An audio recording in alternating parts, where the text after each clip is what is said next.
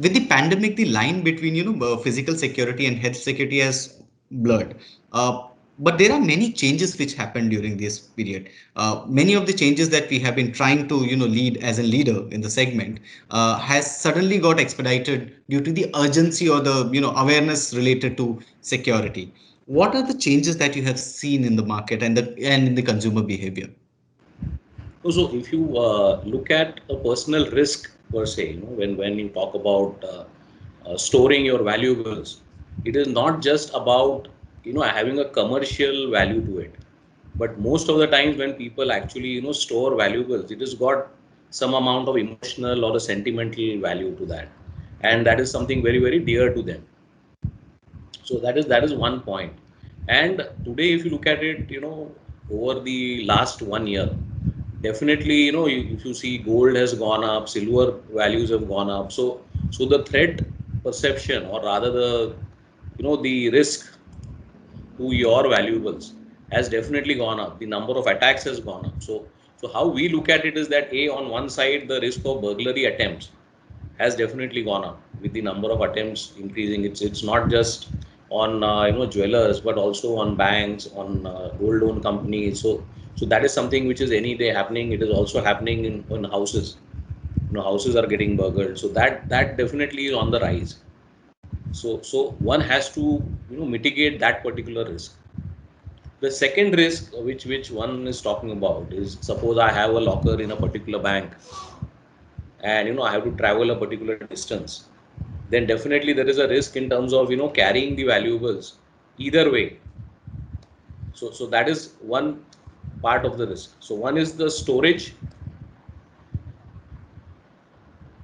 Yeah, hello. Yes, sir, we can hear you. Yeah, yeah. So one is the risk associated with the storage. The second is the risk associated with traveling to and fro to the place where you have stored the valuables. And third aspect which is now coming, which is again gathering importance, is about the health security. So people are wanting to avoid getting into places where there are a lot of crowds, and people who are conscious about maintaining social distancing and things like that, they are definitely cautious about this particular aspect. So what we are now thinking is, and last but not the least, besides these three kind of risks which I am talking about, there is one more aspect, is convenience.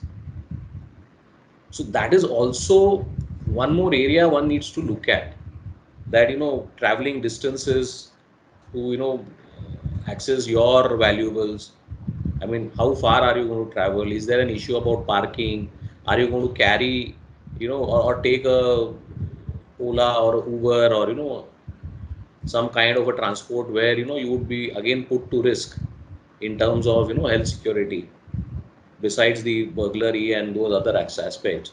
So this is one more area one needs to look at. And that's where what we are seeing is, there is a strong need from the customers which is coming out, is that how can I have easy access to my valuables which I store, could be even within the premises where I stay.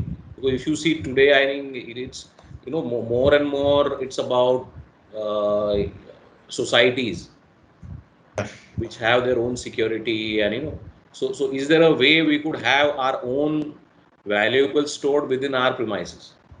So gated communities is today the thing which people are opting more and more. And if you Hmm. look at the developers also, they are actually giving a lot of amenities. They talk about number of amenities now, record number of amenities. So somebody will talk about 40, someone will say we have 50 amenities, 60 amenities. So I think maybe one could actually look at offering a vault, or a safe deposit locker within the gated community.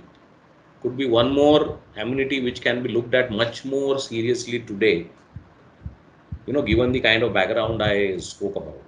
But sir, do you think that more and more builders or branded builders, especially, will be looking at it as an amenity? Because the whole reason why the video door phone and all of those segments suddenly exploded was when It was given as an amenity to the customer. It was already provided. And when the choice is given to the consumer, he knows that this is something I need to invest in. And it's an add-on facility for me. So do you think that it will change in the coming years?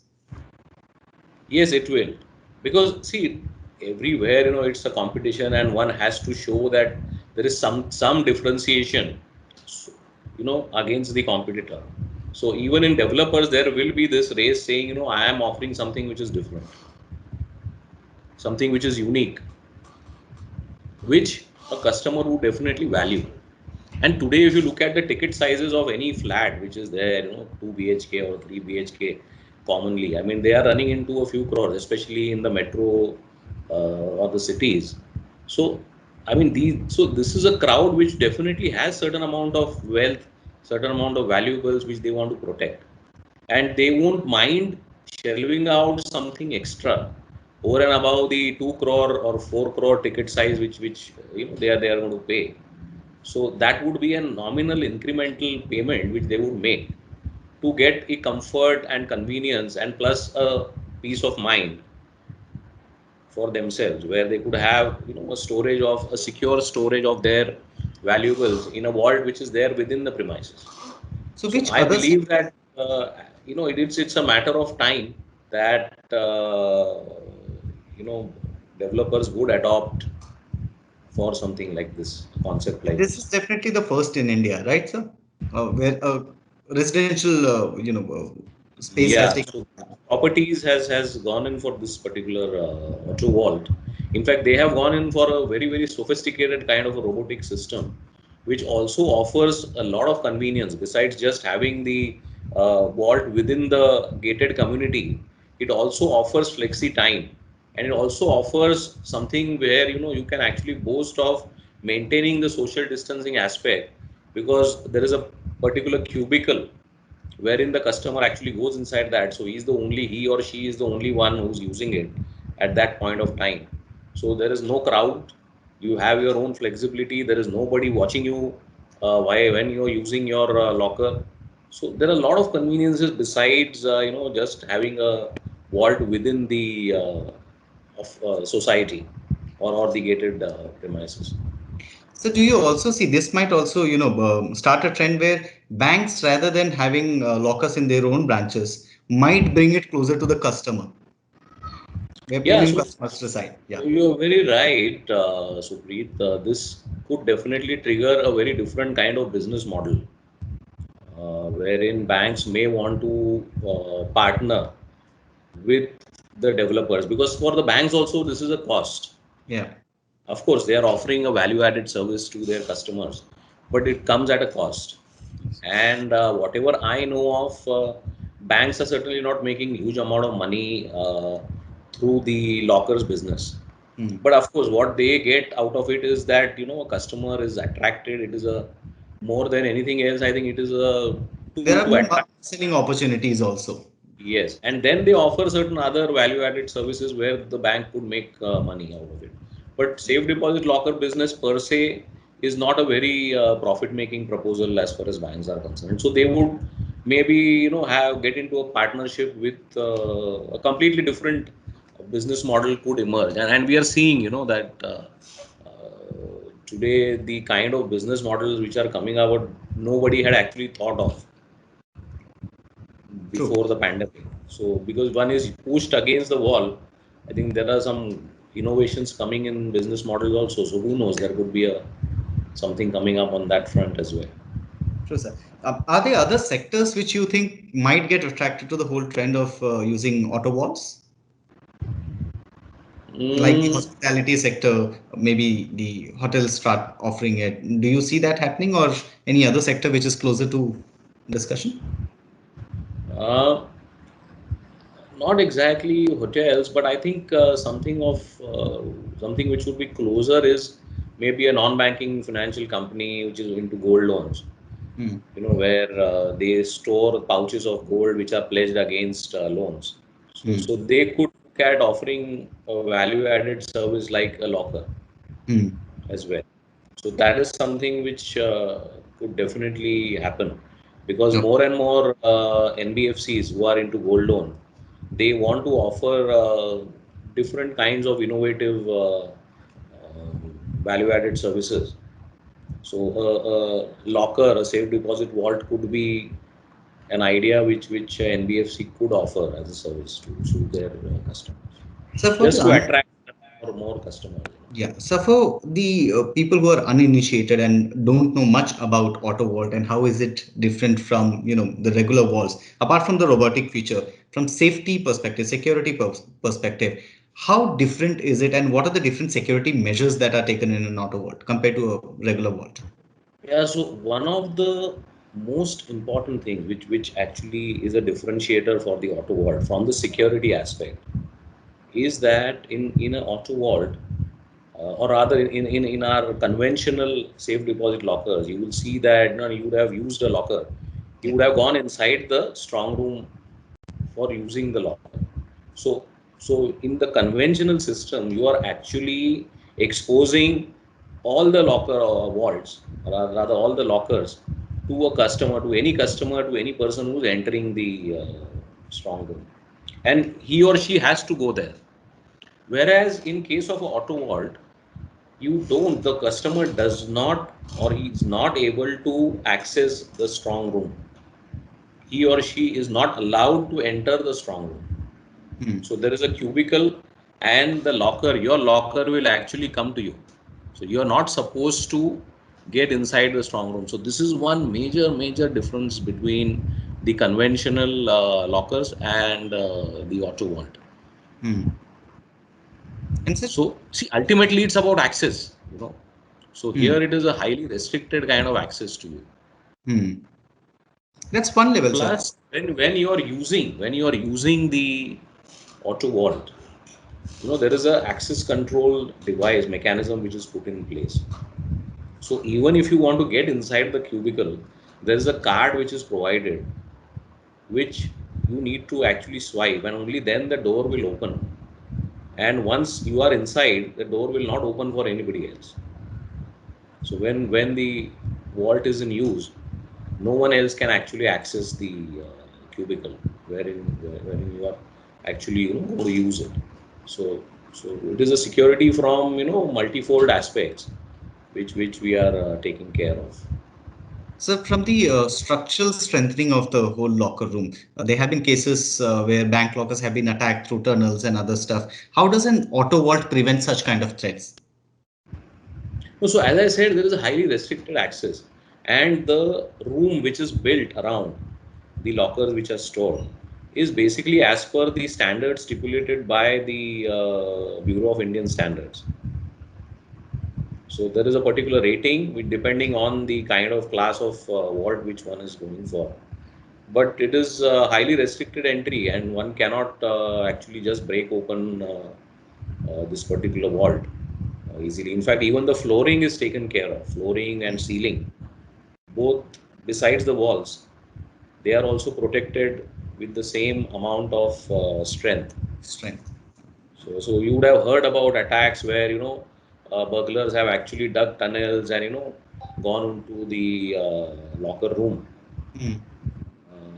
So that kind of thing is highly improbable in case of auto vault. Okay. And plus the other area is that in a conventional locker, the strong room has to be very big. So there is huge amount of access for you to actually work inside. But here the strong room is extremely small because there are no aisle spaces provided. So you are actually operating literally at 40% of the space which Hmm. one would have in a conventional. So it's these are the kind of things which, from the security point of view, are huge differentiators, against a conventional So, system. my last two questions. One is regarding fire safety. One thing that we still remember is the Kamla Mills fire or all the fire incidents that has happened in the recent past. And there are measures which must be taken. There is a general awareness that this is important, but there is a lax in implementation. What are the things that people need to look at to create a premise which is much more fire secure? And what is Godrej Security Solution doing in this regard to raise awareness? So one of the things which we are clearly, working on is the framework, or rather the guidelines which we are actually educating the customers about in terms of the risk management. Because what happens is, see, in risk management, typically you come across a risk called operational risk, which is basically, addressing the risk which when you are conducting day-to-day operations. And now if you look at it, the responsibility of putting in place a risk mitigation plan goes right up to the board of directors. So they need to actually declare very clearly that they have actually put in place a very strong, very sound risk management framework. And this is mentioned in the Companies Act 2013 and the amendments post that. So the responsibility goes right up to the top. And one of the risks which one needs to, seriously look at in the terms of, the frequency of fire incidents which are happening. You would have seen the number of fire incidents really have gone up in the past couple of years. So how does one protect your records? Because see, cash is something one can really earn back, or there is some kind of insurance which is there. But what happens to your record if you don't have a copy of that? And these are valuable records like agreement, like some amount of sale deeds or things like that. I mean, you just are washed out. How do you really recreate these kind of records? And there is a huge amount of risk which we are seeing need, the institutions or various segments, need to be made aware of that, what is the importance of storing uh, records in the right kind of storage devices which will sustain fire for say 1 hour or 2 hours. Because if you see, in case of a fire, till the time the fire is dozed off, and today with so much traffic on streets of Mumbai or any other city, I think by the time the fire brigade actually takes action and the fire engines reach the location, plus then they try to doze off the fire, it's a matter of at least a couple of hours. So how does that record protecting device or record protecting equipment take care of the records for that kind of time is Yeah. the question. And in that area there is a lot of R&D which we've actually done in terms of creating barriers around the records to protect it for those prolonged time periods. And those have also been stipulated in the Indian standards. We also look at and study the international standards because we export to more than 40 countries across the globe. So we are very well aware of what is really required to protect the documents for prolonged time. And that's how we have actually created barriers which can protect. So we are actually creating a lot of awareness about record protection Mhm. and how. And the other aspect is, many a times people feel that if the fire flames do not touch the records, then the records will remain safe. But they forget that the temperature is something which is actually the real killer. So, irrespective of whether the flames or smoke come in physical contact of the records, you can still have a situation that the heat will flow inside the cabinet and it will Yeah. just char the or turn the entire records black. So they will actually not won't catch fire, but they will just turn black. So it's of no use. You can't really make anything out of it. So that is the other area which we are actually trying to communicate with customers in terms of protecting the records, and it's very very important in terms of managing risk. Okay. And my final question is, since Design Deco is a community for architects and interior designers and structural engineers, etc., we speak with them. Uh, are we also speaking or conversing with this group of people, whether they are architects or structural engineers, etc., or should we speak more often with them to make them understand that when they are designing a particular commercial project, they should also be taking security, both physical security and even fire security, into much more prominence, and they should take the right measures and take expert helps.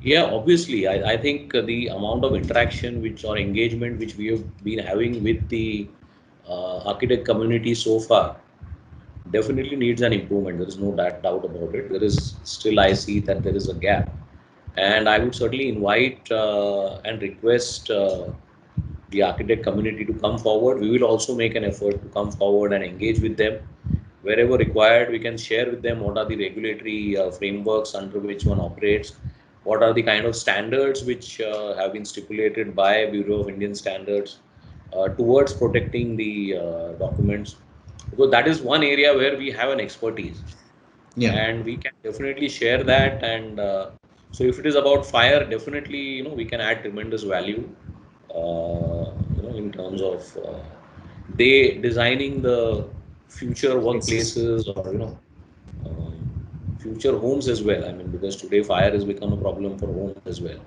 Yeah. So we would definitely like to come forward and engage much more frequently